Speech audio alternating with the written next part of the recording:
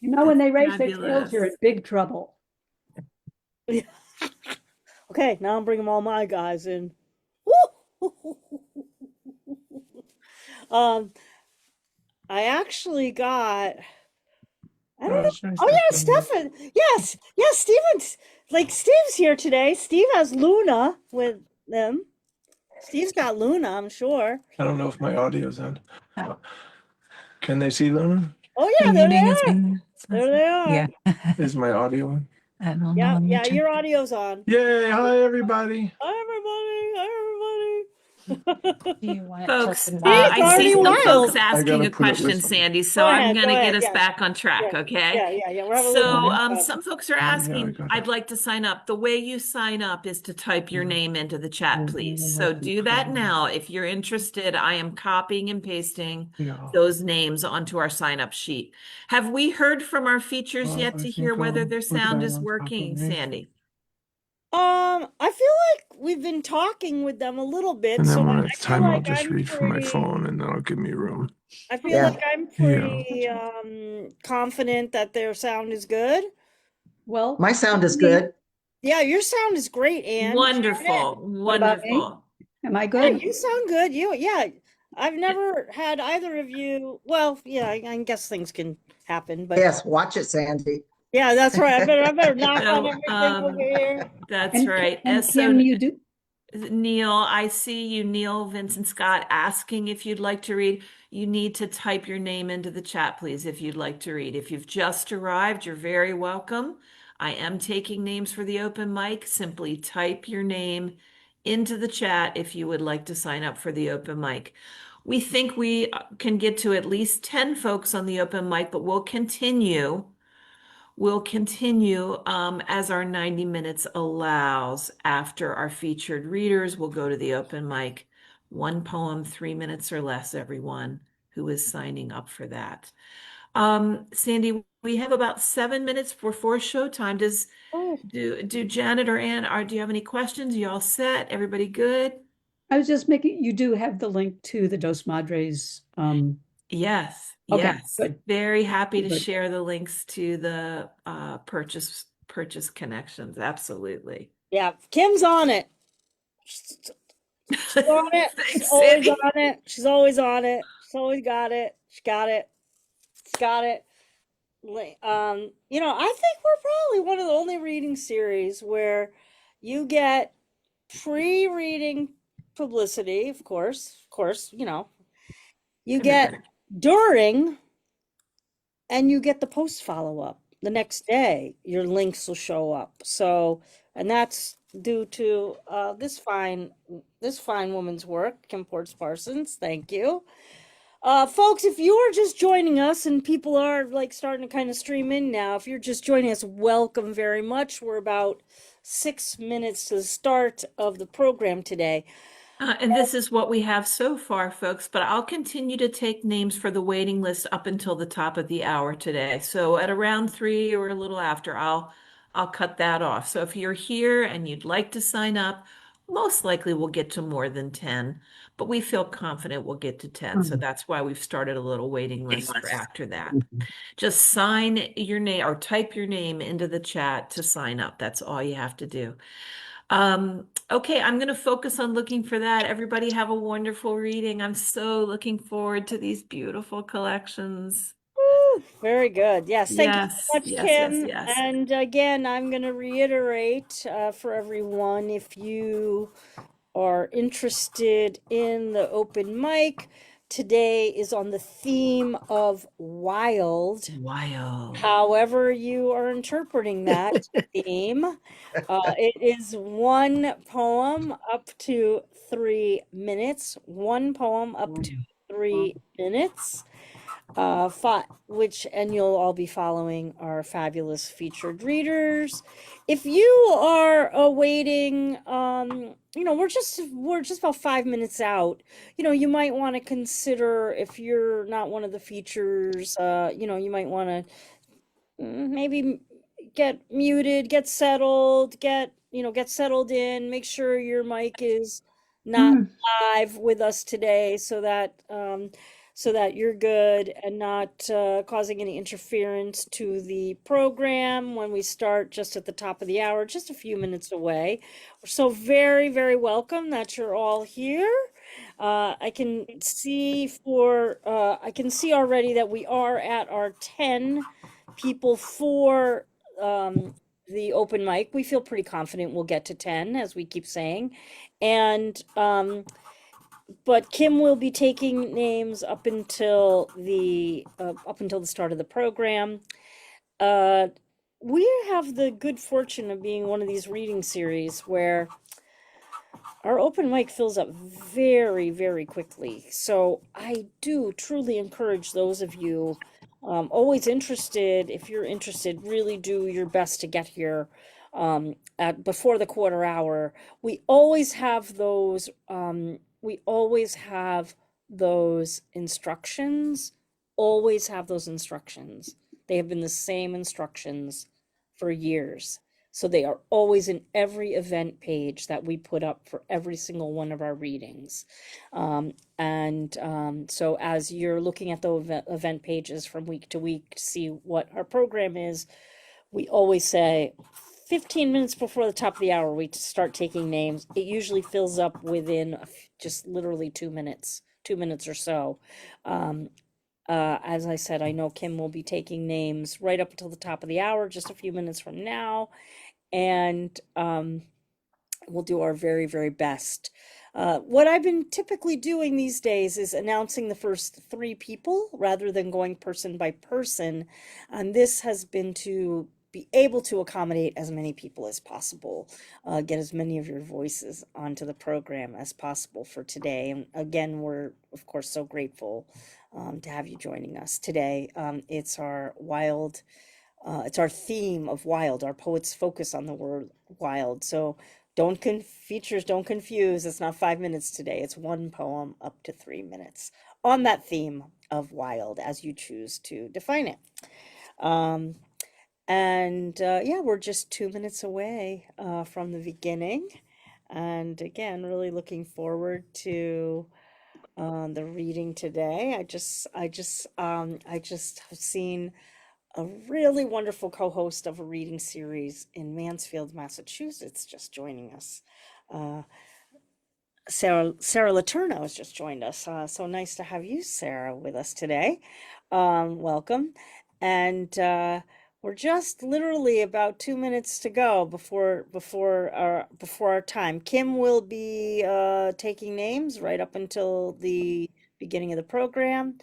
And we will do our best to get everyone and get a few people on beyond the 10 that the 10 that are currently listed in the chat. And as I said, I will do well. Now we've got 14 on the list, and again, we'll do our very, very best to get all of you in.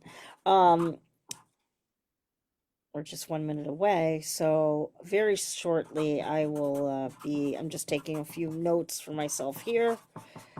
And so nice to see some folks that we haven't seen for a while with us today in the room. Thank you very much. As you know, folks will continue to come into the room. Wow, beautiful. Shanti Ryder, fabulous. So I'm just noticing people as they're coming in.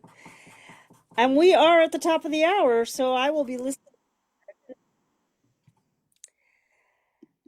Well, good afternoon, good evening, bienvenidos, one and all, from wherever you are joining us from, your time zone to my time zone, from my time zone to your time zone. You are here for Cultivating Voices live poetry, and I am absolutely astounded that it is March. I just I do not know. I do not know where February went. I find that January is an interminable month. It goes on forever. It stretches like the most elastic taffy, but then February goes like that. Poof. And here we are now in March. And if it is the first Sunday in March. And it's not only the first Sunday, it is March 1st in March. You're here for our Poets Focus reading. And today, our Poets Focus reading is on the theme of wild. Wild. Oh, fabulous. Fabulous. Thank you, Kim. Thank you, Kim, for the theme. We're going to have our two amazing features today. Anne and Janet. And then we're going to go to the open mic after that. So, just a few things before I introduce Anne Spiers for everyone. The chat is live. It is always live here on Cultivating Voices, live poetry. So use it generously, respectfully, show your deep appreciation for the readers. We'll be also putting links to their collections directly into the chat. For those of you watching us live on our other avenues, Facebook, YouTube, the links to their books will be appearing tomorrow on our site. So if you are feeling inspired, which I know you will be, please do consider buying one, both, or multiple copies of each collection. Poetry, truly, in my world, poetry is the best gift I can give someone. Poetry shows that a true love that I have for the person. If I'm giving you a book of poetry, that is the best thing I could possibly ever give you. And I feel poetry goes so far in building bridges, creating conversation, creating community. So do really dig deep and think about those folks that could use the poetry that we're going to hear today. And of course, those of you reading in our open mic today, also feel free to put information about your collections, upcoming events, readings in the chat as well. Do as much community building as feels good to you. That's why we're all here today on a Sunday afternoon, evening. For some of us, it's actually Monday. Wherever you are, we're very, very glad that you're here with us for this fabulous reading today on the theme, as I mentioned, of wild. Well, let's get started, shall we? I am so glad when we have folks who have been with us over the years that we've had the pleasure of being able to support and see their evolution as poets and be able to celebrate multiple projects with them. And that is the case today, of course, for both of our readers, both for Anne Spiers and Janet MacFadyen. It's for both of them. We've seen multiple publications by them, and it is just an amazing pleasure. It's also a double pleasure today for me because Anne lives in the vicinity of where I used to live, and Janet lives in the vicinity of where I kind of now live, and so I kind of love that there's a bridge there as well. So welcome to you both. I'm going to be doing the introduction separately, of course, but my heart is just going pitter patter that the both of you are with us today for this reading, and I'm so very, very happy to be welcoming you both back to the program.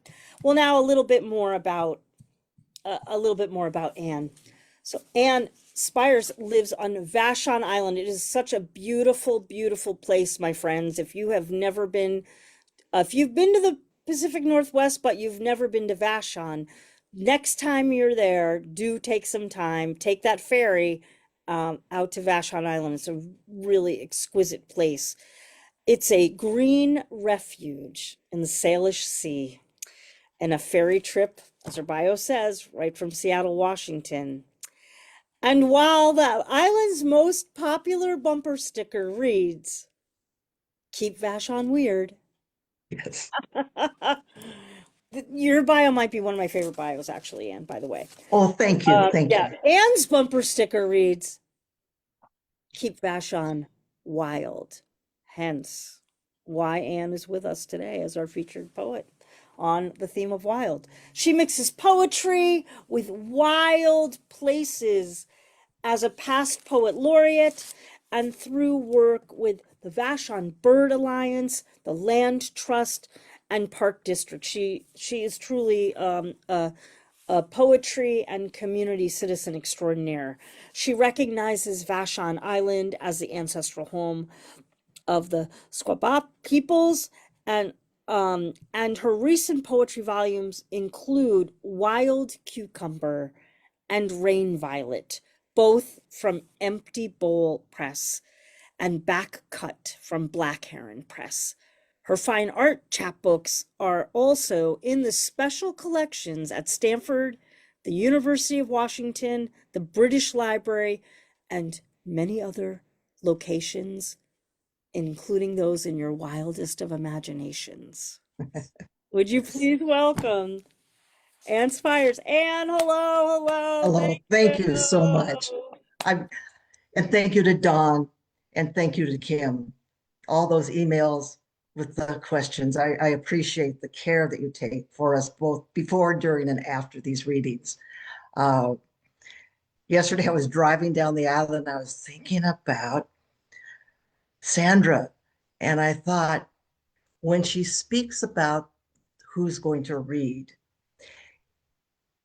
and to be that person is sort of like being a cat, and you're on the couch and your mistress or master is just massaging behind your ears and stroking down your back. So thank you for all of your wonderful introductions. I'm going to start with a Vashon poem.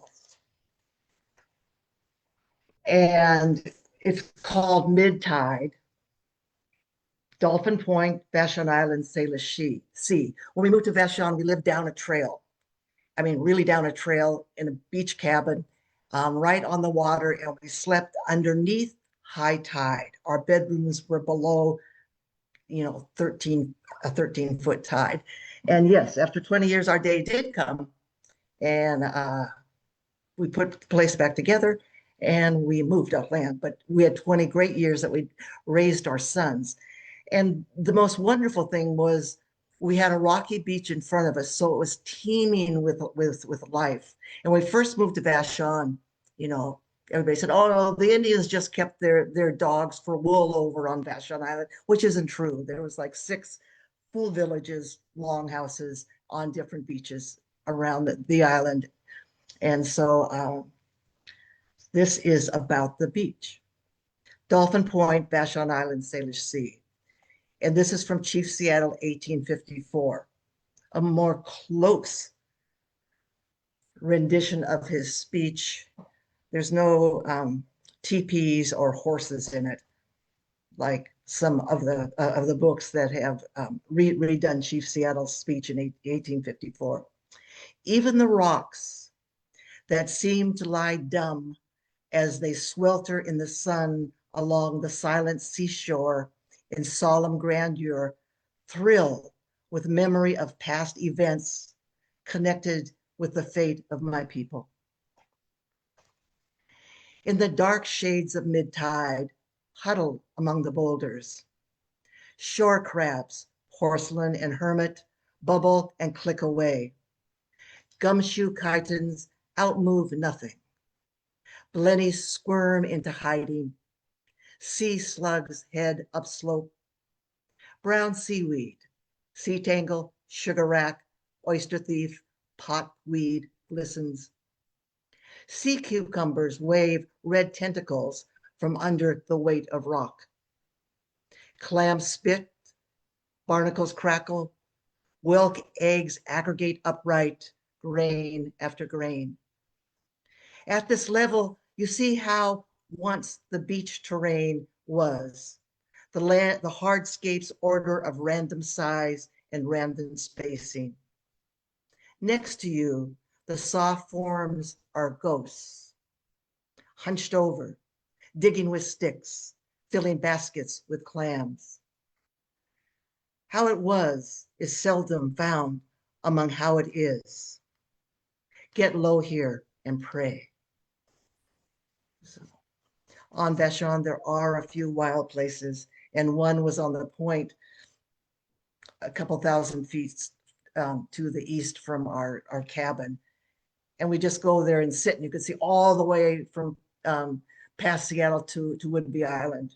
And then indeed, one night, the wind pushed the waves.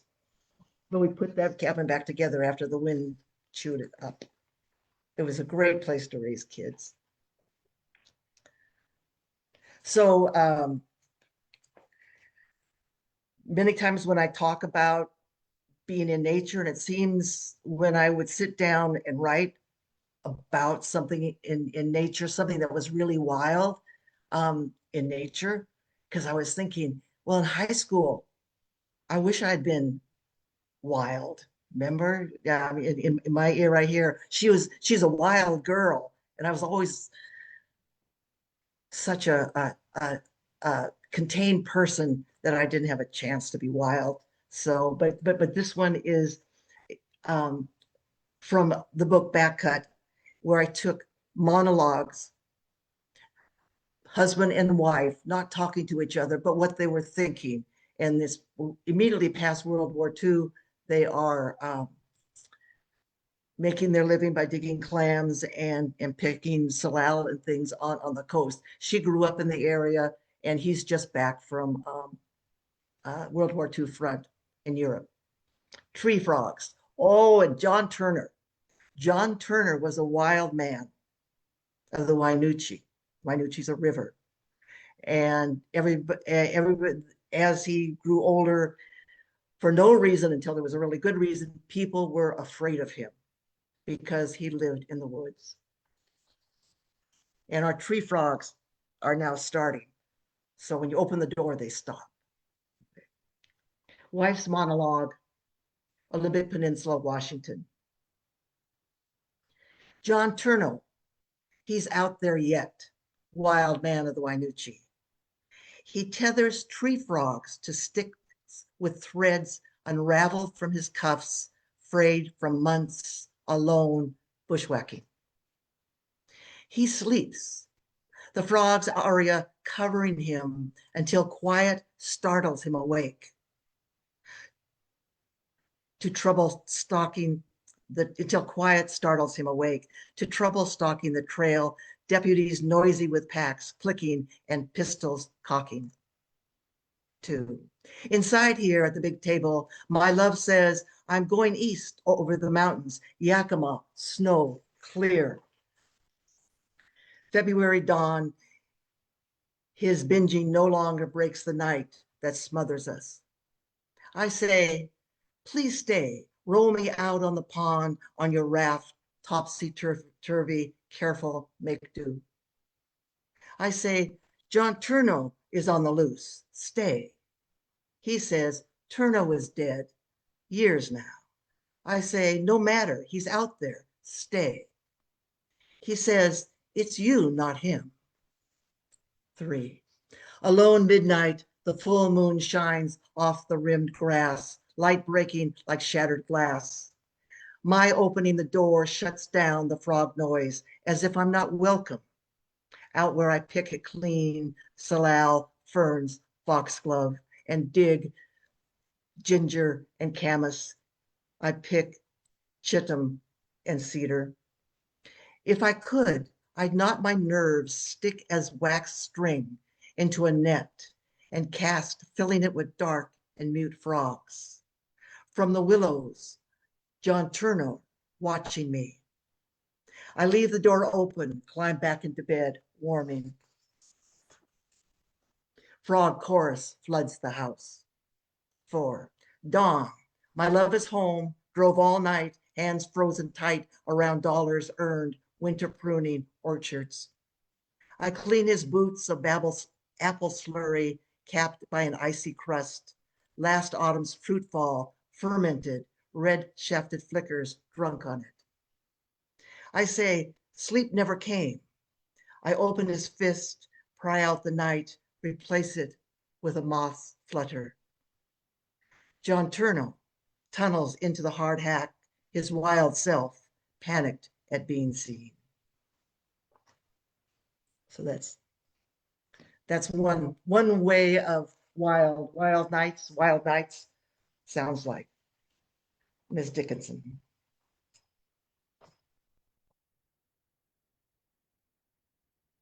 There's one here.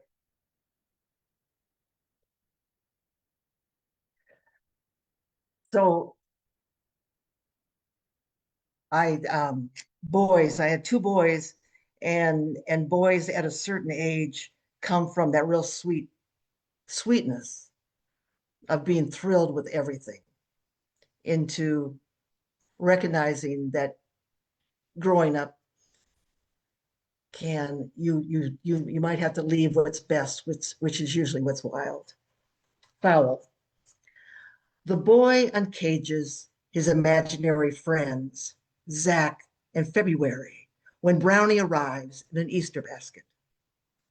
All cute until its feed mildews and straw bedding moves on its own.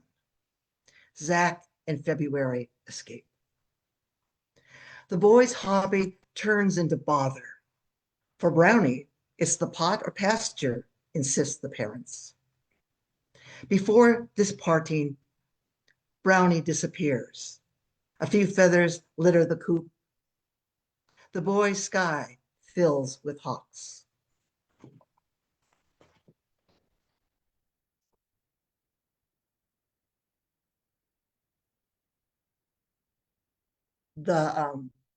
There's a lot of poems that I noticed coming from during COVID, and it's sort of a walking out.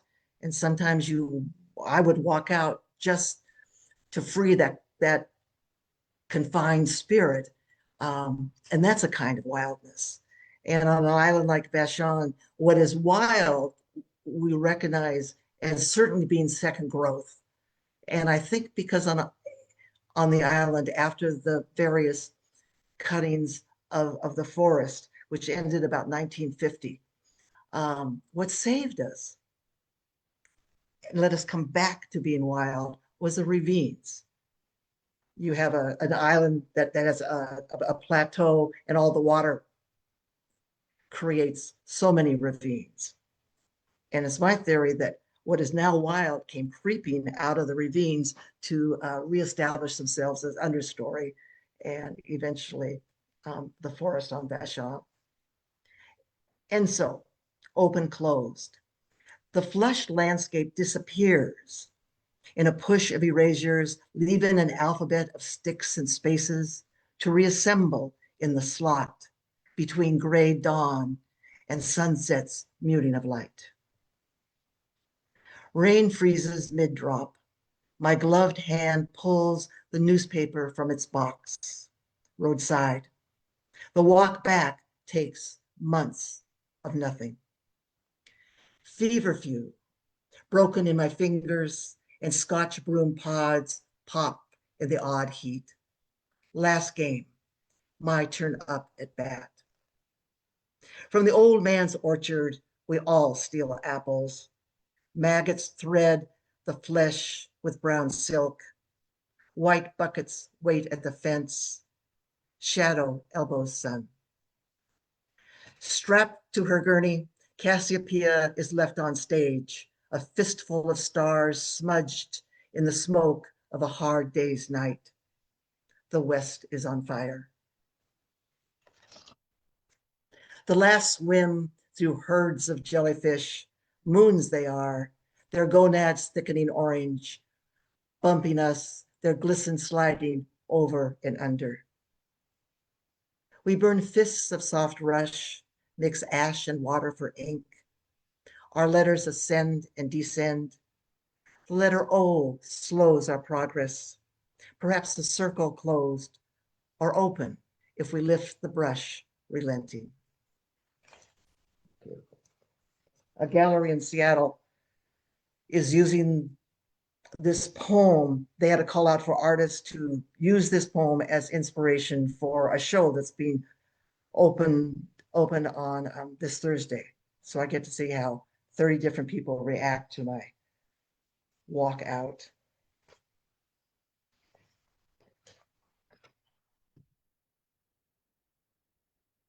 At home, Our neighbors thought we were wild, not in behavior, but my father loved animals. We had one dog, but once he got an animal, he didn't pay much attention, so that dog had to go away. But anyway, but this is about one of my dad's pets. He named all of his pets George. This isn't about the cats we had, but every cat and every animal was named George. And my dad trained George the cat at a certain time that when St. Joseph's in Seattle had the noon bell to yowl, and that bell's name was George. Skin. Through a soft tube, I force feed the indigo snake hamburger, Cheerios, and egg.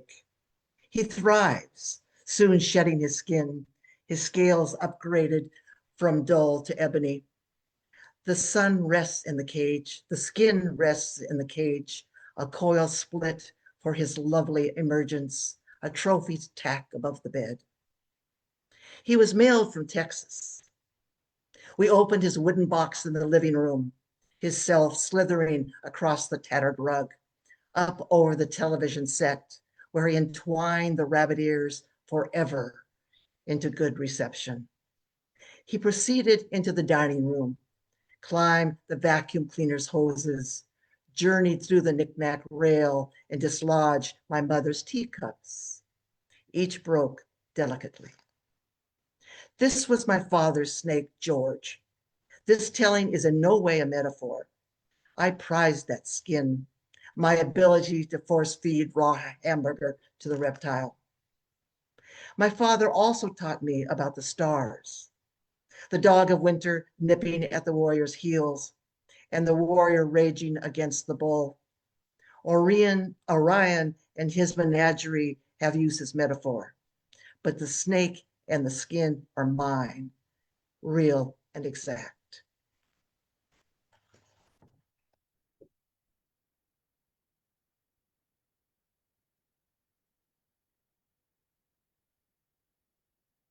Got one here, someplace. My kids live in Seattle, and we went out to get teriyaki. And this is the story of that night, which is it's a tough story. Teriyaki chicken. Waiting with the kids for our takeout of teriyaki, 1 beef, 2 chicken, I twist in my chair, scoping out an exit in case of random trouble. I grew up in a large family and needed exits. Sat in an old school with no fire escapes and walked paths with bears, purse snatchers, sinkholes, and relatives. The back way out of this eatery is through the split cloth curtains, into the kitchen, past the grill, down the hall, lined with walk-ins, past the no public restroom, to the back door with a huge bolt that needs strength and familiarity to slide open quickly. If any threat enters the front door, I know what to do. Being foresightful, I rehearse my response. I'll point the kids through the split curtain, and as they run home, I'll rise, execute a full body slam, shoulder leading to the floor, the evil one. I'm ready, riding shotgun to drama in the strip mall. Once home, we eat chicken, beef, and sticky rice, happy, warm, while 3 holed-up teens arrive back in the neon and deep fry air. The one with a gun in his belt waits for the surprise of the chef banging in from the kitchen, his daughter at the cash register, wife cutting chives, son at the sink, and granddaughter shaking life into the carry-out bags. The gun goes off, the father on the floor dying. We hear the sirens and more sirens, and then the news breaking. Hear no more updates. We drive by to witness silence, flowers. On the door, closed sign hung.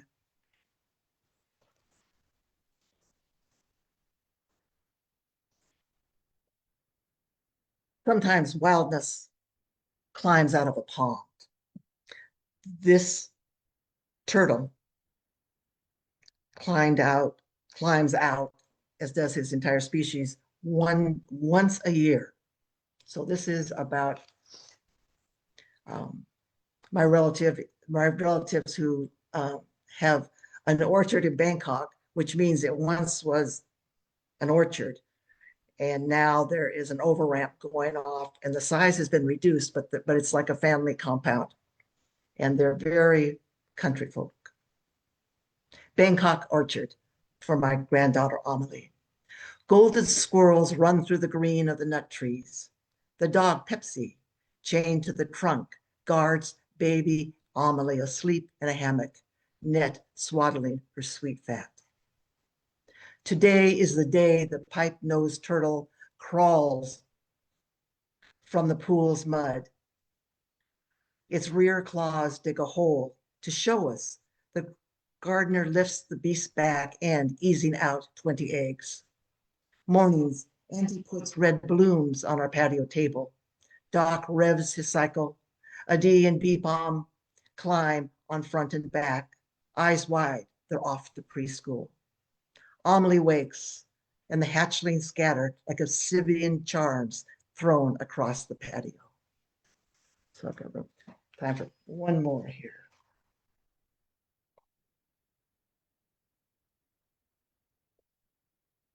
I have a loving one at least.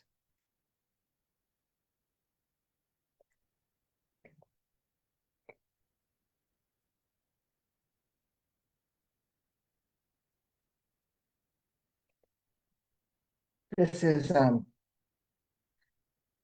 geek. Do you all know what a geek is?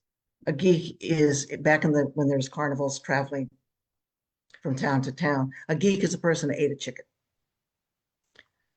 and charged admission to see him or her eat the chicken. Geek. This isn't me. I wish it was. Geek, a chicken.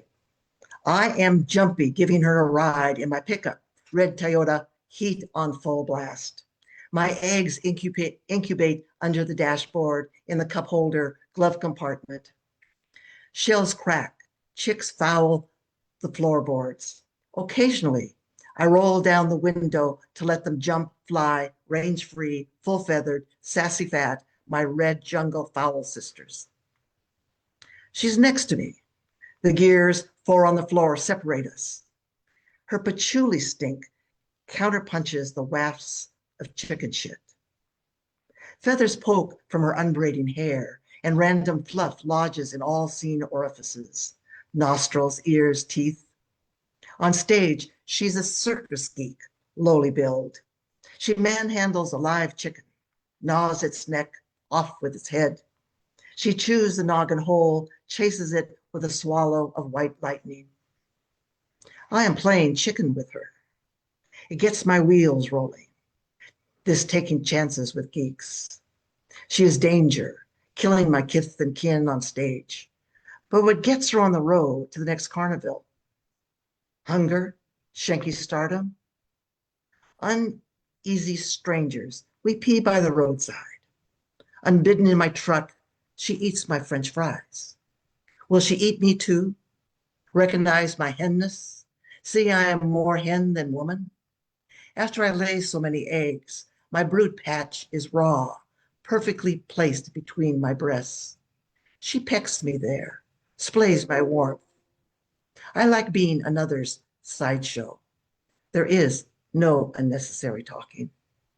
Thank you. Thank you so much, Anne. I forgot if I knew what the word geek meant, but of course I've lately been reading circus, like circus language, like specific things related to the circus, because I've got this chapbook coming out about the Hartford Circus Fire, and so there's a whole vocabulary associated with, with the circus, which is wild. It is a wild thing. It is a It is wild a wild thing. thing. It is a wild thing. That is one wild thing among many wild things that you introduced to us today. Of course, the book is Wild Cucumbers, But we got to hear about wild weather, the wildness of the richness of the area where you live in the Pacific Northwest, like the beauty of the wild and living in the wild and embracing and celebrating the wild. And yeah, it's just a beautiful, beautiful area, as you said, to be able to live, to appreciate the beauty of, and to kind of just also take in the characters of it all, like all the different characters that might inhabit Yeah. that island, human, non-human, and maybe even otherworldly, Yes. or Thank maybe you. even otherworldly. Thank you so much. Wild nights indeed. Okay. I'll see you in June. Yes, you will. I'll see you in June. Okay. That Thank you. is, Thank you, thank everybody. you. That is Inspires everybody. The book again is Wild Cucumbers. Love the reading. Love the reading.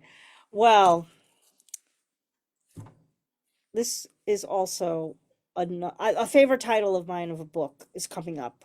Favorite title. But it's also a much beloved human is right about to take the stage. Uh, Not only my salmon sister, but a person that's been with us on the program right from the beginning of Cultivating Voices, stepped right up, right on to like pre-Zoom, was doing pre-Zoom and On then Zoom Facebook. on Facebook. Now that was wild. That's wildness right there. That was a wild ride when we did those.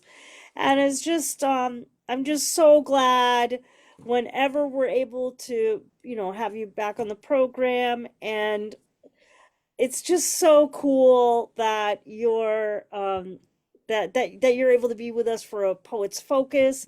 I think that's very special. And just a little preview, Janet's going to be joining us live in Baltimore this week. This week we have our live performance in Baltimore at the AWP conference, and she's going to be one of our featured readers. So thank you just for always, just for always just being so great about supporting our platform and for just bringing your fantastic poems to us all the time, as well as the poets that you support in your work at Slate Roof Press. Well, let me move on to the more formal biography so we can keep the wild party going, folks. Janet MacFadyen is the author of 4 full-length collections. Most recently, love the title, and I love the book, Love Letters to the Wild from Dos Madres, and 4 chapbooks, including the poetry photo Praise Songs to the Earth, Adrift in the House of Rocks and Ribbon of Sandstone. Her honors include a Massachusetts Cultural Council grant, a residency in Ciel Real, and a 7-month Provincetown Fine Arts Work Center fellowship.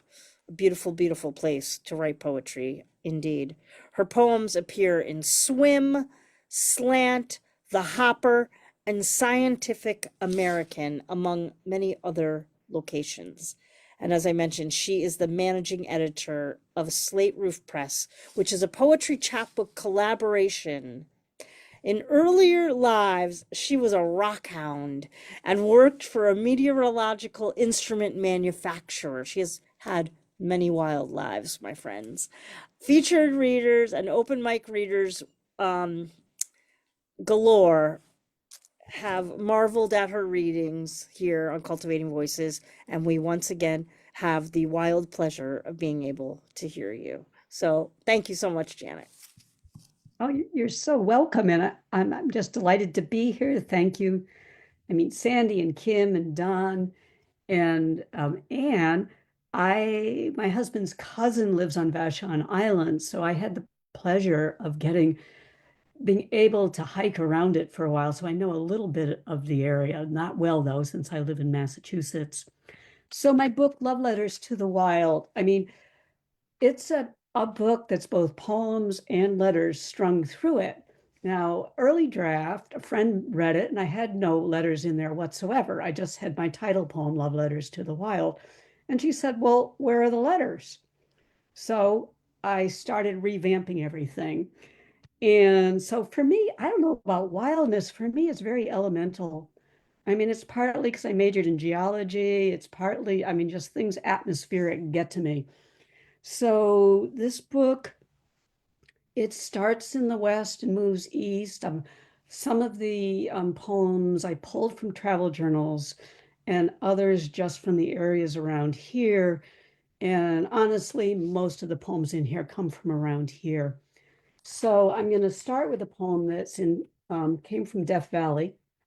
And it was pretty ironic because we got there and the main water main had broken so that the both the hotel and the park had no water.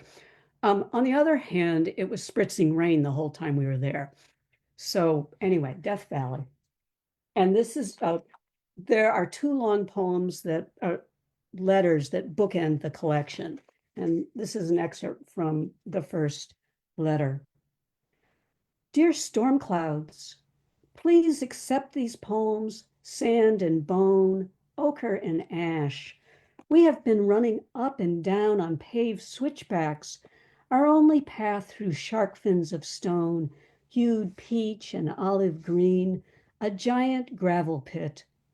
My hat goes flying, raindrops flying, pelting wind and sunlight, eardrums popping, all of us blinded, bombarded with images with no context, no sorting mechanism to separate the borax from salt, salt from bone.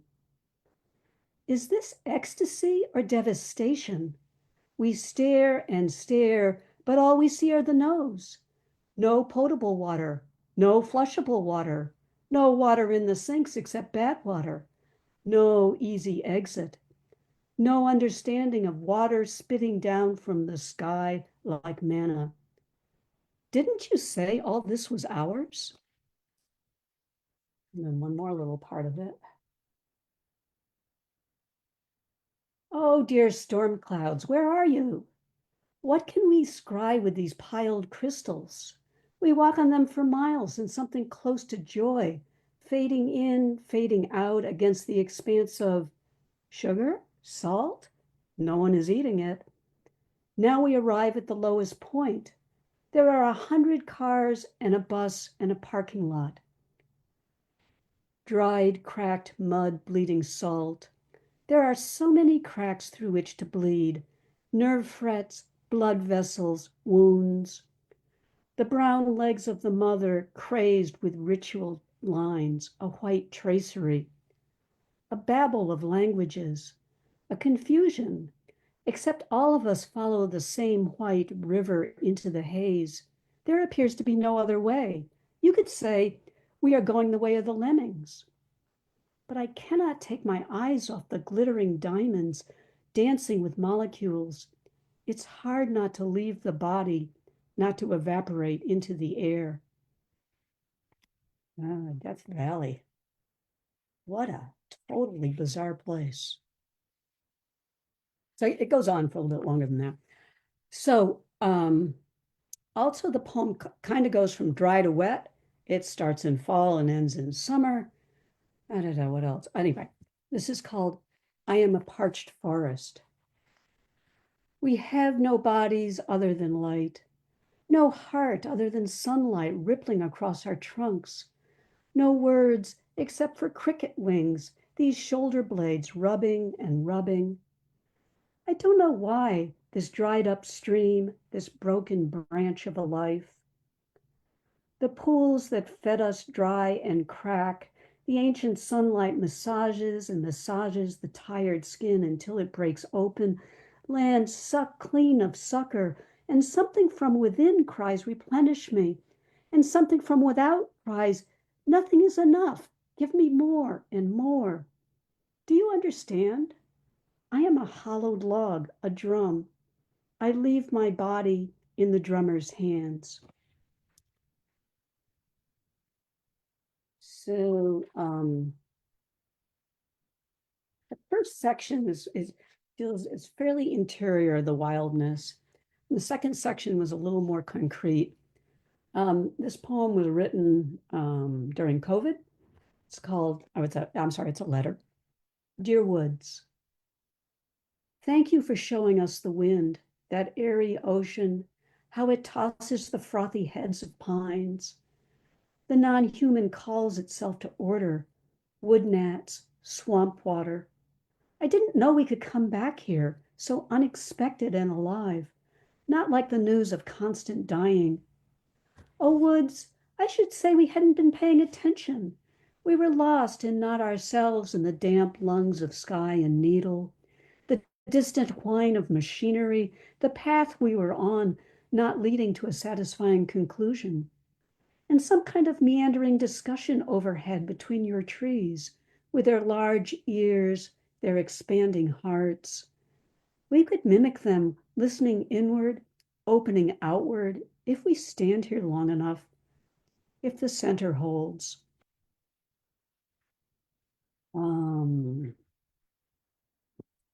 Okay, another little poem about a squirrels, and another little conservation area near here. 13 lines tied to the wind. The red squirrel runs right towards us, then straight up a tree. How surprised he is.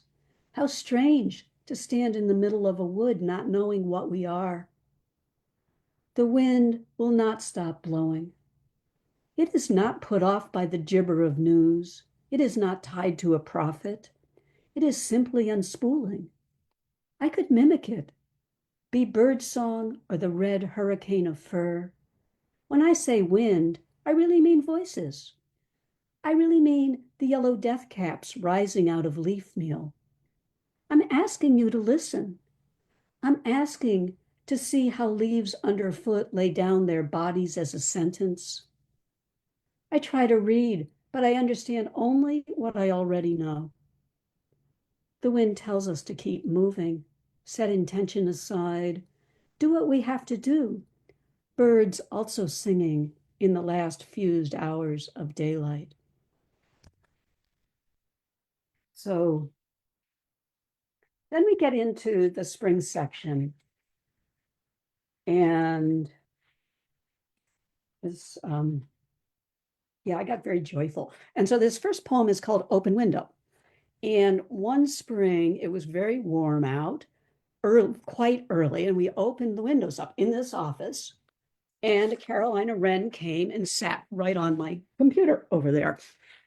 And I don't know if you know Carolina Wrens, but they are very little birds with extremely loud voices. So this is Open Window. It's gripping my pixelated screen. A wren singing, doobly doobly doo. What could we do? We jump up from the table. It veers by, ephemeral of feather and wing, pummeling our ears, those sad, stiff muscles, sings lightness of bone, its eye on seeds and bugs, all black shining O's. O of eye, O of bug, the delicate leaf a doublet, a flower's stamen a straw to drink from. What a gift, my tiny beauty. I tell you, I want to live. I'm tired of being bored and logy, and now this bird has pried open the box we live in and poured in something like joy, like steam gemmed with rainbow. From elbow to hand to window, and then farewell, O wren, farewell. Dusk air streams in, the curtains pulled, the night unwrapped around us, heads dizzying in a bird feather bed, our shoulder blades quivering and aching.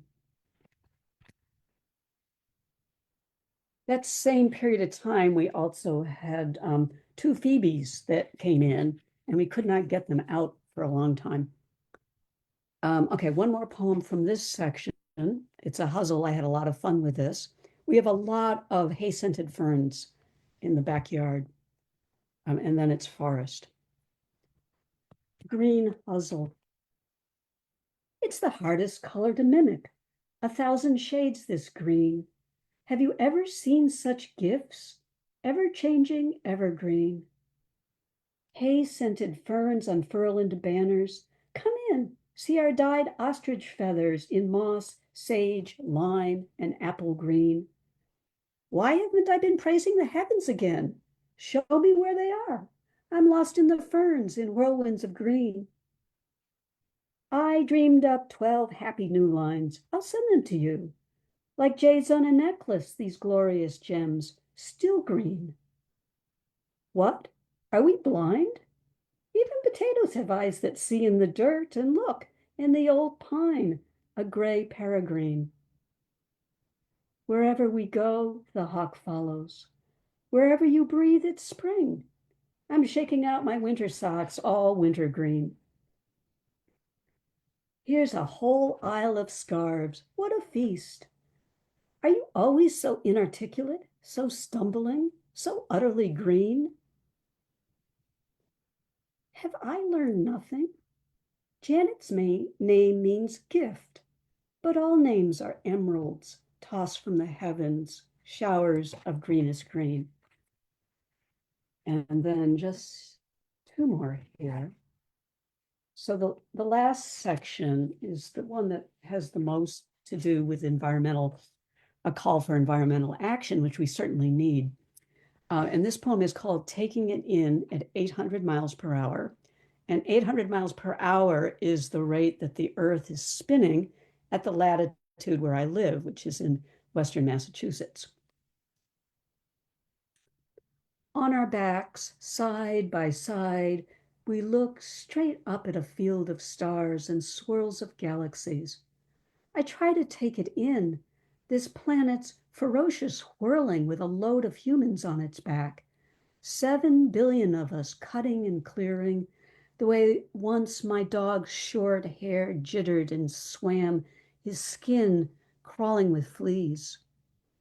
Too many of us, too many mouths and ceaseless copulations, desires, cryings, indifferences, all of it human. How can it be, as we are taught, that each of us is a gift? I look over where your face blurs in darkness, and a rush comes over me. Truly, you are my gift. And when I am kind to myself, maybe I could be yours also. Our bodies given to manifest our simple hopes, to ride this streaking ball of home wrapped in black flannel, pricked through by stars. And right now, how many thousands of couples are staring up, whispering to each other how lucky we are? A conundrum.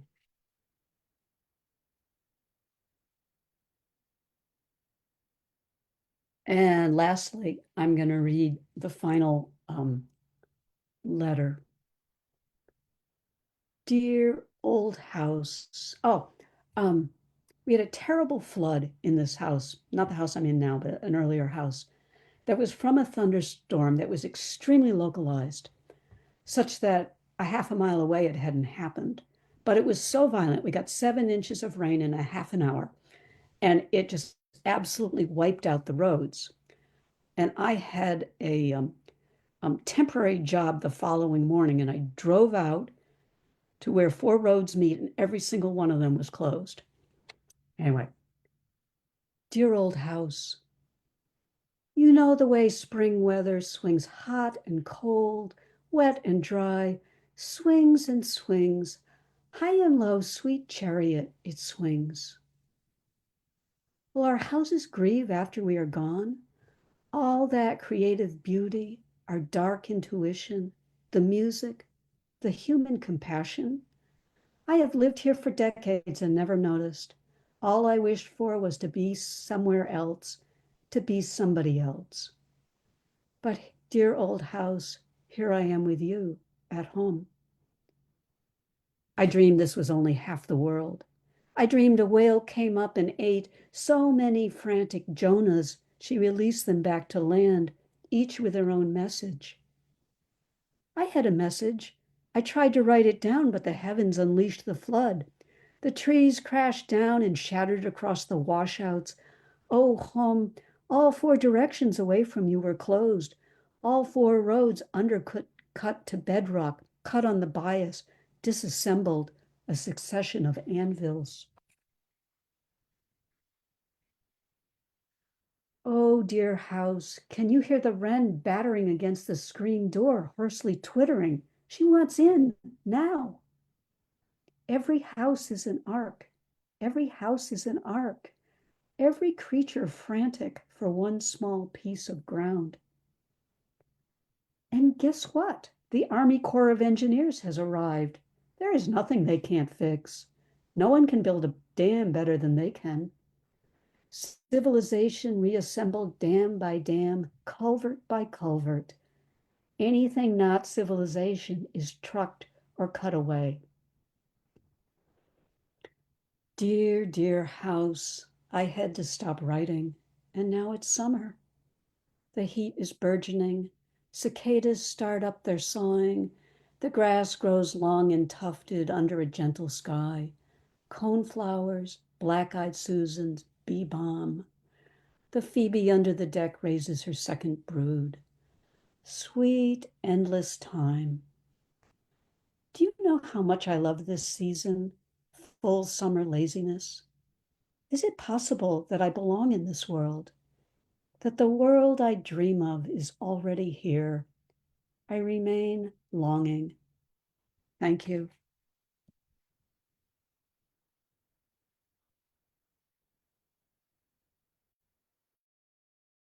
Beautiful. Oh, I love that. Oh, and I should because it's a love. They're love letters to the wild. I should love it. I should love it all. I should love it all. Fantastic. The book. Thank you so much, Janet. You know, I want to just go back to like what you said or what one of the early poems, ecstasy or devastation. Right? They're kind of always kind of dancing with each other in our atmospheres, aren't they? They're just they're learning to cohabitate or not or not. And that amazing dance. And I also think about the vista of of being, you know, the old house, but looking out as a way to also be looking in the interior and the exterior and that relationship, the relationships between the two. What's wild inside and what's wild outside, and where do they meet? And I feel like the bridge is your language. Exquisite. Just Thank you. exquisite. Thank you so much. And safe travels. I'll see Thank you you. You very too. shortly. Thank you. I'll see you in Baltimore. And I'll be making that announcement, folks, for those of you who might be in Baltimore about what we're talking about. Again, the book is Love Letters to the Wild, Dos Madres Press. Thank you so much, Janet MacFadyen. Always amazing to have you on the program. And yes, thank you so much. All right, folks, we're turning from the wildness of our features to the wildness of our open mic. And you all have been primed perfectly to be part of this Poets Focus on Wild because so many of you participate in our wild card open mics every month. So I expect the wild to run wild this afternoon for me. And let me get us to our first three readers because I want to get in as many folks as possible. I'll be introducing you in the beautiful triolets, three apiece, and so just come on in succession. And our first three readers today will be Stephe Watson, Jude Marr, and Rosemary Boone. Welcome to all three of you. Thank you so much. Yay, hello, hi. I'm Stephe Watson. This is Luna Wolf. She's with me when I read. This is a poem about being brought to the wild, but it was a state park, which I found insulting. It was paved and fenced and labeled and marked. Sandy will know it's about Chatfield Hollow. When I was a kid, that's the name of the park. It's called Left, Not Right. I teeter atop cliff's edge, scree tumbling from toes to the very far belows to the out of view. Who knows? I don't recall a climb, but face the rock-edged void all the same, with all the pain. Pain and I, like lovers, intertwined fingers, laced fates, partnership, precipice, plunge. Everyone's left today. The promises of longer, no longer. Again, alone. Again, alone. Everyone's left me with no one. No one's left me with anything. I don't recall any goodbyes, any talks, any words, no notes, no warning. I never wanted to stay and wade and swim within the buoy marker line. It isn't because I wanted to be beyond, to outdo, overreach, to best my peers, to best the best. I didn't want to rebel against the older or the elders.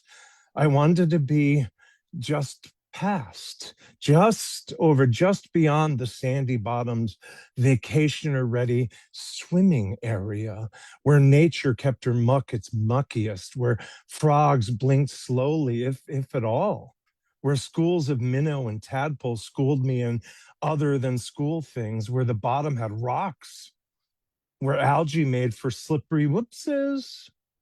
Chatfield Hollow was a safe place we packed into the neighbor's station wagon for coolers, kids, dogs, and songs, a state park paved where parents wanted paving marked, where parents wanted signs, lifeguards where parents wanted young lives guarded, pine needled inches high forest carpeting wherever my bare toes wandered. I didn't want their safety, their ideas of safety, or anyway, not all of them. It wasn't that I didn't like people. That came later. It was just that given a choice, and I was never given a choice, I'd rather have, a lot rather have, been nearer turtles, nearer leaf rot, nearer sun golden pond bottom, nearer the wilder, nearer the natural, nearer the self, myself, and come to know both, each by coming to know the other. I wanted to be with and drenched by the waters guarded against, her stink, her browns, her rocks and sounds. I planted myself there each time we'd visit until uprooted by a census-taking adult or by my hunger.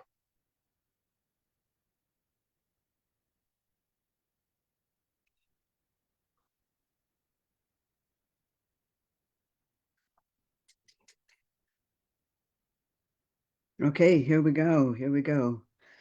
Okay, this one, I'd almost forgotten about this poem actually, but it will be in the chapbook that I have coming out next year, hopefully. I say hopefully only because it still seems like a long way off. Anyway, this is called Breath for Stones. One image cracks our tongues, live again and rage when stains howl and the sky is caged. Sing, don't pray. Gilded sects tell tales till we become the promised dead. A pack of knaves goes laboring uphill. Run, run away, follow your fool, your better wheel. Worms are winter, we are ants, burdened but strong, leaves hefted overhead. But dare we break step, bare our heads? Yes, we serve the storm, we praise rain's stink and stage. When earth breaks, exposing splintered stone, we leap the barrow, leap and run. And when strength fades, exhale. Your song's a monument, each syllable a summer. As birds and butterflies, forgive the vault, forgive your age. Our walls are also home, loamed and sage, and tell their histories while breath remains. Thank you.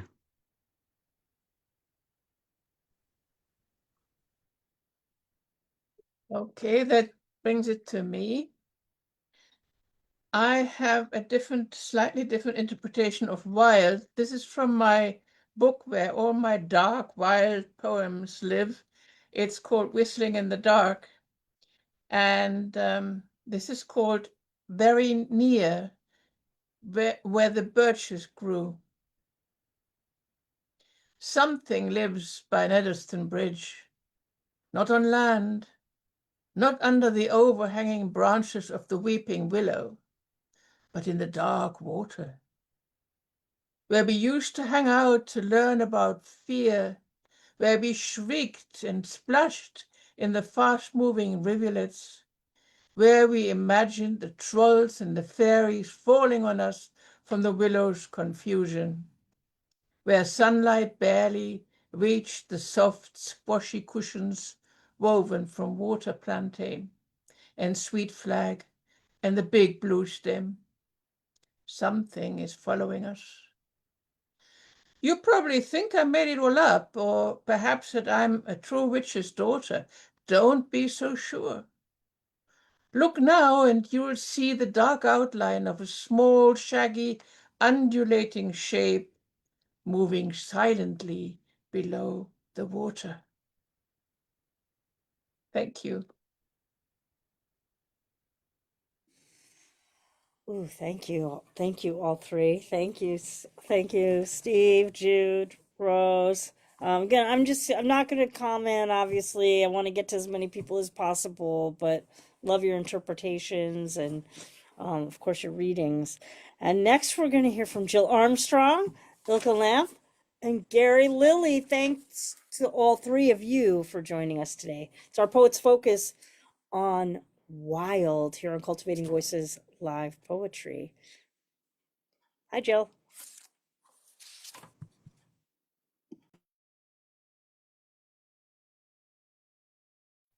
Sorry about that. I was muted. Okay. Anyway, thank you, Sandy. So I'm Jill Armstrong. I'm here from Treaty 6 territory in Alberta, Canada, in Edmonton. And I haven't learned how to pronounce the original name yet. I'll get there. But anyway, when I saw that the theme for today was wild, I knew exactly which poem to read. This is a poem about my most recent partner, who actually passed away 12 years ago. He was the embodiment of wild. It's called Tempest. Part 1. He is the wind. He is witnessed, living beyond arm's length, shepherd to the clouds. The closest window he blows past is a spyglass. In a rearview mirror, he's never closer than he appears. Part 2. He might be mortal. As the ancient fox of sunset pulls its flaming tail across the horizon, the tempest skins a snared rabbit against hunger and the dark to hold him in his body one more night. The hurricane boiling inside him breaks his mortal surface and pushes his cry out at dusk, a woodwind howl blown through his pipes from broad, shaggy lungs to flatten the last flicker in the west. Part 3. He is legend. He is not immune to the dark's seduction. She wears his gratitude on her chest. He disappears inside her where his heart beat shakes tree trunks. Other lovers bounce off of him, or he merges with them, exchanging flesh and bone. Too many songs have already been forgotten about the red rivers traveling under his skin. Part 4. He might be that blood. His blood stops while he sleeps. It beads on his thumping heart, clings like sweat on moss in the dawn, frightened by the weight of the sun. It stands at attention, listens through his skin, while he sleeps next to burning rabbit cartilage, and small curved bones. The quivering embers breathe and turn the blood of others inside out to warm him until daybreak. Part 5. He is his own shackle. Consider the struggle of the garlands of chains he festoons across his own limbs. These wary guardians of his exile are never allowed to rest. They do this work, but even they know they can never plant the wind. He won't lie still in a cave, won't accept ornament or not, and they needn't try, even with a fierce animal leg, to hold him on the ground. Thank you.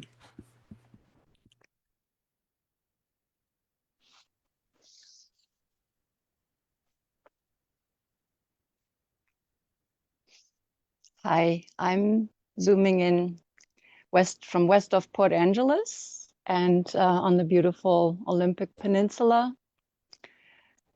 And I also like to acknowledge that we are sharing this beautiful piece of earth with the Sklallam tribe of the Lower Elwha, their ancestral land, and they are thriving also today.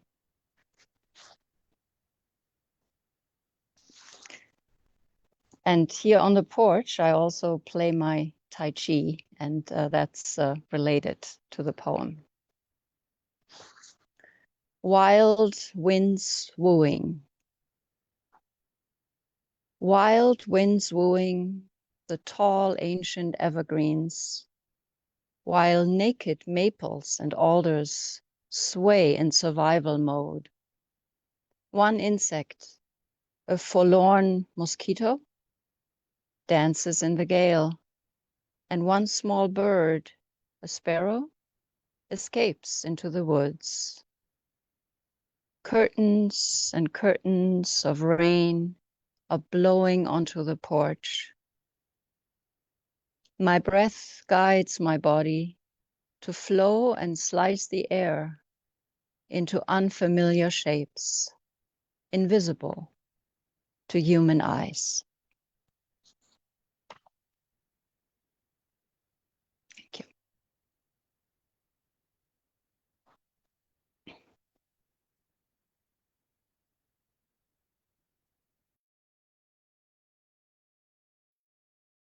I don't know about this screen. This is not a Prince tribute or something, I mean, really, but it just happens to my Zoom. It just does it when it wants. So, this poem is in the days when we rolled our own cigarettes, from another son of Ephraim. Sometimes you're the wolf, sometimes you're the prey. Finish the first cup of black coffee before you try to tease a good song from the 12-string dreadnought guitar when you can't focus on anything other than your lover who is gone.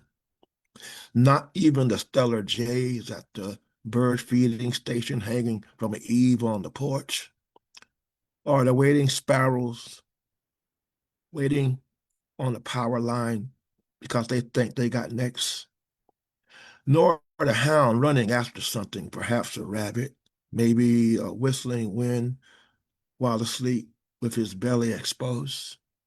Maybe it's just that kind of dark day where you were up all night and didn't get any rest until sunrise was shining through the trees, and it turns the day into a joint saxophone song in the cross of two twisted roads out of D.C., with a poet riding in the shotgun seat and you driving to upstate New York, all green in June.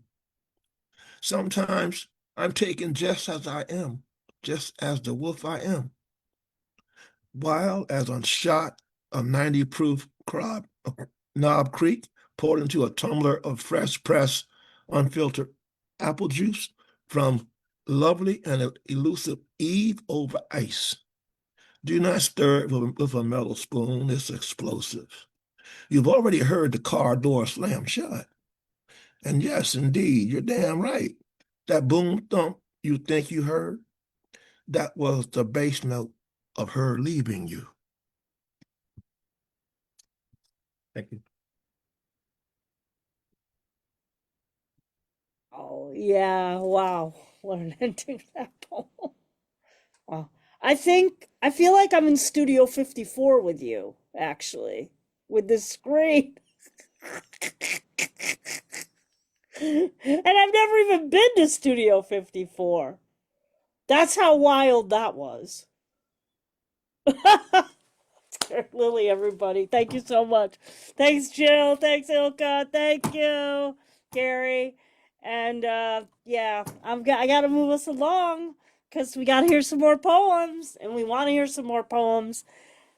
You're joining us, Cultivating Voices Live Poetry. Today's theme is wild. It's our Poets Focus on Wild. And we go now. I know this person's got some wild in them. Ron Bremner, and followed by Patrick Lodge, wild mind for sure. Josephine LoRe, beautiful. Thank you, all three. Hi, everybody. Please check out my 10th and by far the best in my 50 years of writing, my best book, You Who Are the Stranger. It's been nominated for the William Carlos Williams Award, and it's already sold 5 copies in only 6 months. So this poem that I'm about to read has been published twice, once in Sensations magazine and once in National Beat Foundation Goddess Anthology. Sacagawea smells the stones, feels the earth, tastes the sky. She knows the waters that coldly kiss her feet. Her touch is magic. Trees bend and split for her path. Her eyes see trails through the bush that the white man can't, so he follows with trust and obedience. Shoshone born, stolen by the Hidatsa at age 12, sold to a white trapper who took her as his wife. With husband and pregnant, joined the Lewis and Clark expedition at only 16 years of age, became their guide, their translator, their protector. Then, baby at breast, she led the way in canoe and on foot to make the Louisiana Purchase more than a fantasy. An equal vote in Lewis Clark decisions decades before female suffrage in America. One small woman, a towering presence among hulking men. Sacagawea smelled the stones, felt the earth, tasted the sky. Thank you and have a pleasant day.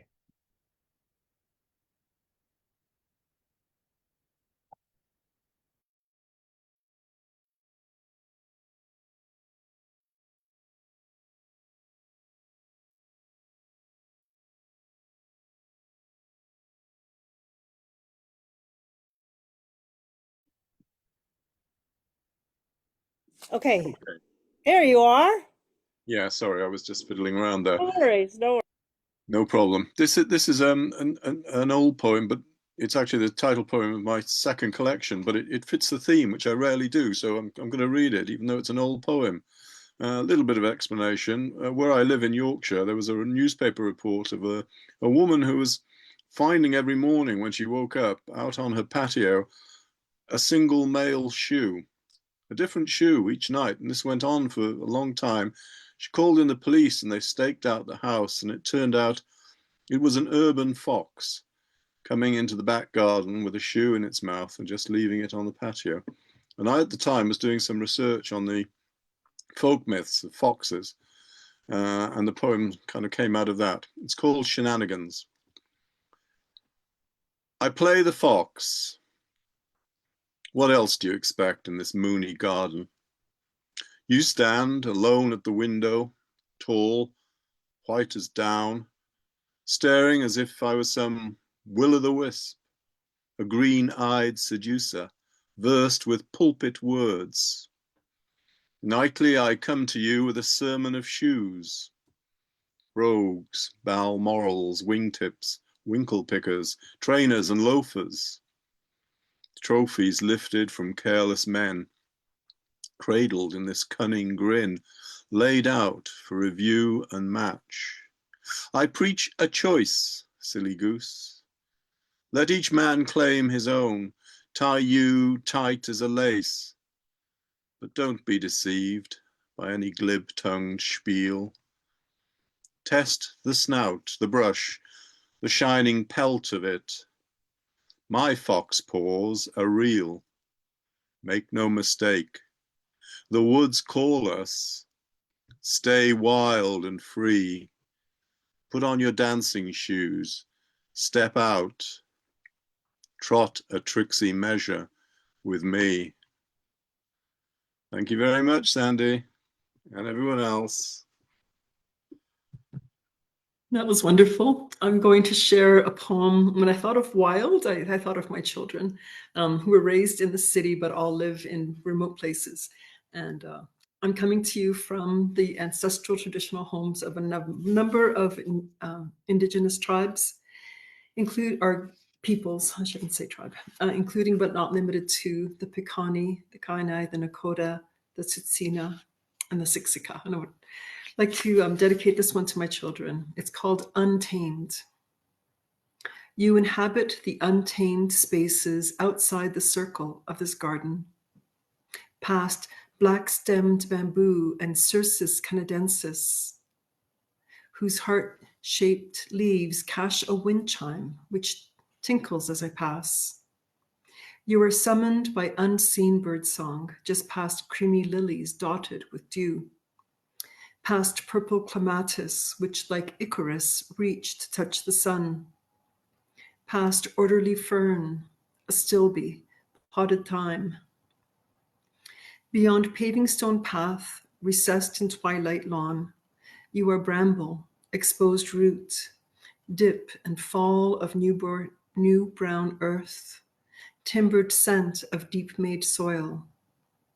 You pull me out of comfort beyond clarity of morning.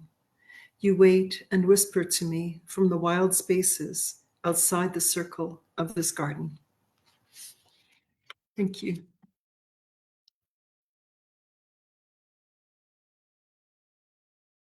Oh, I get so swept up in the poems, I forget I have to come back on on camera. Thank you so much. Thank you so much, Josephine. Wow, I was completely taken. Patrick, thank you so much. And Ron Bremner, beautiful. Congratulations on the award. Don't worry, that book count's gonna go up. Don't worry about that. All right, our next three, we're going to the waiting list, but we're going to finish up with Isaac Cohen. Then we're going to move to our waiting list, get to some of you folks there. Neil Vincent Scott will be after Isaac, and then Linda Ohlson Graham. So nice to have you all three with us today. And I just want to acknowledge, I am recognizing that we're joining you on a day where the United States has perpetuated some stuff out there in the world, and I just want to acknowledge that it's a heavy day. It's a heavy day, and I want to say that for me, poetry helps me get through days like this, and you all are really in grand support of that. So thank you also for in addition to sharing your beautiful wild poems, also helping us just really get through the day. Thank you so much, Isaac. You're up next. Yes. Dear Sandy, dear Kim, dear Don, dear all my friends in the world. Today is war, and I didn't like the war. The war is a wild. He tell the man, I want only one, but 1 and 2 and 3 and 4, and she took millions of people.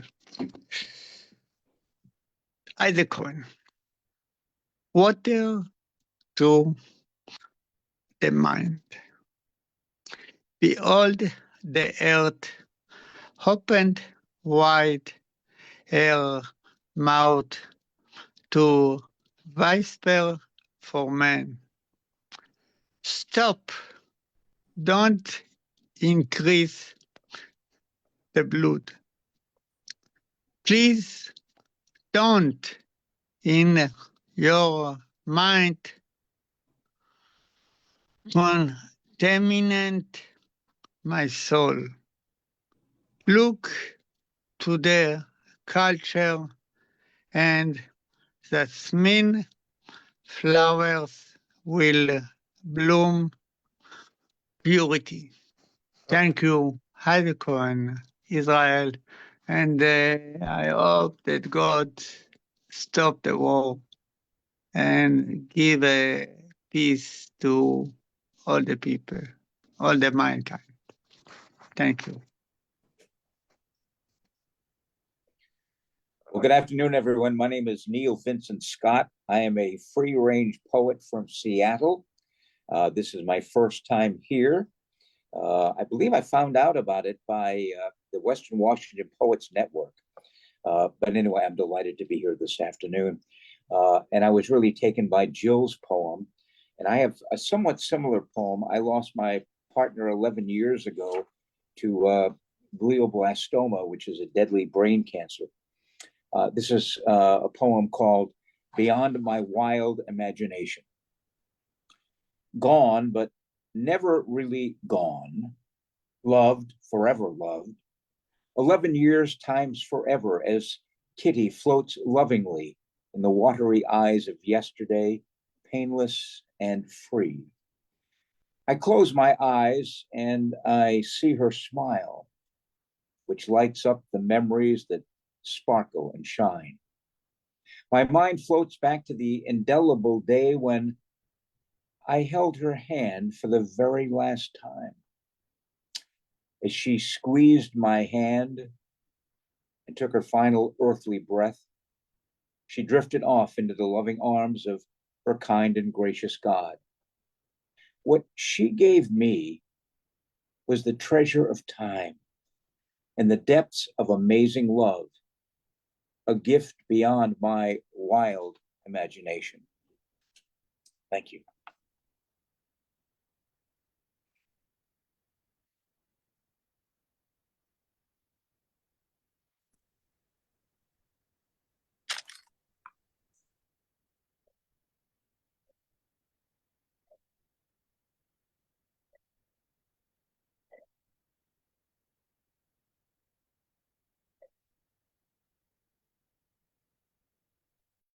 Okay, I think Linda may have dropped off. Is that true? Kim, can you help me out a little bit? Is it appearing the same? She's here. Oh, she is here. Very good. Okay, sorry. I don't know the alphabet today. Linda, are you going to read Linda Ohlson Graham? We hope so, of course. Let's go to the next reader, Sandy. Okay, we're Maybe gonna she go to can the come next back. Oh, can you hear me? Oh, yes, we can hear you. Very Oh, good. yay. I'm having she some real goes. technical difficulties today, but it's just wild. Well, So, we're very glad. Yeah, we're glad to see you. oh, I love it. So my poetry responds to the wildness that's going on in the world. And two lines from more than 30 years ago, I wrote, "Crisis can bring about an evolutionary leap." And another line is, "There are laws of manifestation. We, in fact, are co-creators and can more fully actualize our experience." My writing is under the name Earth, Ocean, Heavens. I have a website by that name, and I thought I'd just share a small sample. Has the time arrived when humanity is able to digest the remarkable reality of just how simple it could be to shift the Earth's vibration? Here, now, it's our choice how exactly life unfolds. The entire planet could realize we create the essence of the joy. The French philosopher created the word noosphere to describe a layer of thought that hovers above nature and acts as a universal consciousness. It's what people think of as the one mind or the collective consciousness. Chardin actually felt that our thoughts go up to an energy field and they're reflected back. And that was when I came up with this philosophy that if enough people could quiet their thinking just for a few minutes daily, what would be reflected back would be more peaceful, more calm, and more loving. So a poem that titled Beginnings. Beginnings from creation breathe peace and joy and balance. They are what reality is made of. Humanity chooses. Breathing. How conscious we are of our breath in each moment as it enters and exits our body determines our experience. Letting go of thinking gently with very little effort is an essential component. We, as a collected race of people, could enter what's called heaven, here, now. We simply need to choose it. And a line that I wrote, which I'll close with, is, please hold the thought with me that peace on earth, calmer weather patterns, widespread healing, the end to terrorist attacks can easily happen in a moment or two of silence in enough of the collective mind. Thank you so much. It's been a joy to be here today. I'm so glad you were here with us today, Linda. And, you know, Linda's one of those folks also goes back in time with us. The vibration has carried through with us forward through all the time since March of 2020. Always glad to have poems from you. It was a joy to connect with you back then, Sandy, and still is. So thank you. Thank you. And I want to give a big shout out, Neil Vincent Scott. You know, when I hear your poem and I think, if every person were to write a poem and share a poem, how much that vibration field would shift. If we just leaned in with our hearts, wrote from our hearts as you did. So thank you for your debut reading. And, I used to live in Washington and I come back quite frequently. I'll be there in June again. So I hope I'll see you in the Seattle area at a reading. That would be nice. That'd be very nice. Thank you so much. Ron Brem, and of course, Isaac Cohen. Our thoughts are with you there in Israel tonight. Thank you so much. All right, folks, we're going to go to our final reader today. I was thinking earlier, we couldn't have scripted this better. Who better to close out our reading? There's two, Sandy. Oh, there's two. Catherine Ronan and C.R. Green are both Okay, waiting. so sorry. I think we can squish them in if people are willing to be All right, flexible. we'll squeeze in. Let's go. All right, perfect ending. I have a very tiny, very wild poem from wet West Cork. Burn. I smoulder as pungent heather, root on a scorched hill. I wild in abandon to the black-legged sky, sirening as an exhausted hare. You arrive in the oil and grease of hunt, panting, carrying a foaming sun. We burn.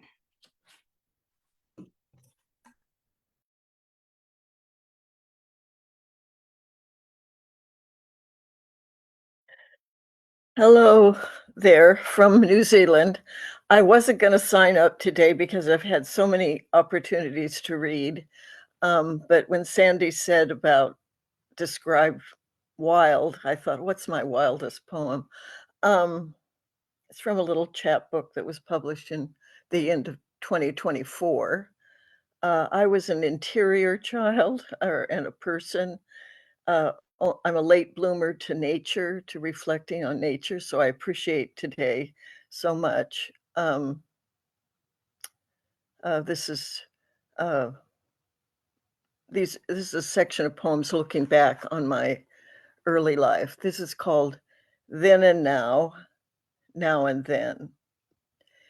There was a little girl. Then I sit on his lap, listening to his voice.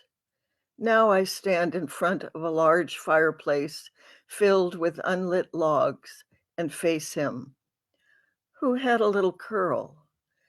Then his finger reaches up to touch my face. Now he sits in an armchair before me, his fire-damaged hands folded. I know he is worried about me. Right in the middle of her forehead. Then I feel it, the attention I need. Now I'm sick and tired of the guilt I feel. His worry weighs like 15 years of worry, and I am 15. And when she was good, then I wait for the words to follow. Now I pick up the poker and stare straight at him.